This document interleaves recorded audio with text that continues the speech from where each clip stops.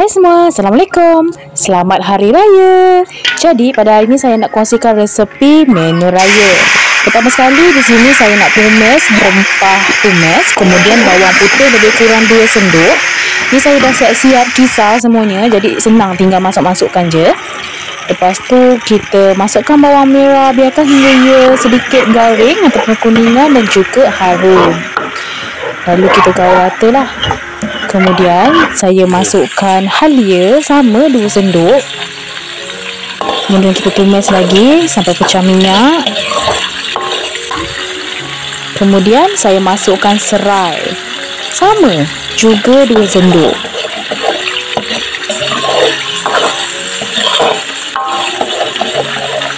Bahan yang seterusnya ialah lengkuas. Lengkuas ni saya masukkan 1 sendok sahaja.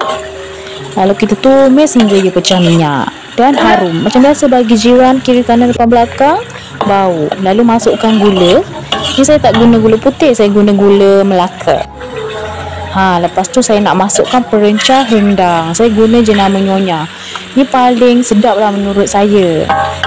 Dan hari ni bukan saya yang masak, tapi atuk saya. Saya tolong-tolong gaul aja. Ni saya masukkan lebih kurang 2 pack. Kemudian kita gaul rata. Korang yang kat rumah tu dah siap masak ke belum? Dekat Malaysia baru hari ni nak menyambut Hari Raya Aidilfitri. Di setengah negara dah raya lebih dulu kan semalam. Apa pun selamat Hari Raya, maaf zahir batin. Jadi tema baju raya korang pada hari ni warna apa? Macam saya tak beli baju raya pun. Baju yang lama aja. Selagi boleh pakai, kita pakai. Okey, tadi saya masukkan garam sesuai selera dan juga penyedap rasa ataupun MSG. Ni bagi yang guna lah, yang tak guna boleh skip. Lalu di sini saya masukkan cili kisar lebih kurang 2 sendok. Saya lupa pula nak tunjuk tadi. Nah, kemudian kita masukkan bahan paling wajib iaitu ketumbar, jintan manis dan juga jintan putih.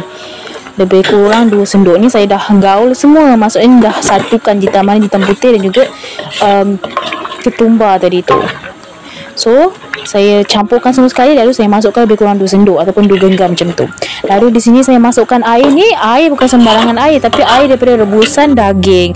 Macam orang kan kalau masak rendang mungkin dia terus sekalikan dengan daging. Macam saya asing dulu, saya rebus dulu awal-awal guna pressure cooker. Sebab kalau tak buat macam tu lambat nanti. Jadi saya siap-siap rebus. Tapi airnya tu saya guna lah, saya tak buang. Ni mak saya nak pergi ambil daun kunyit. Macam anda tengok lah, daun kunyit rumah saya subur sungguh. Saya nak ambil lah 4-5 helai macam tu, nak campurkan dengan saya punya rendang. Ni kemudian saya nak masukkan daging yang telah direbus.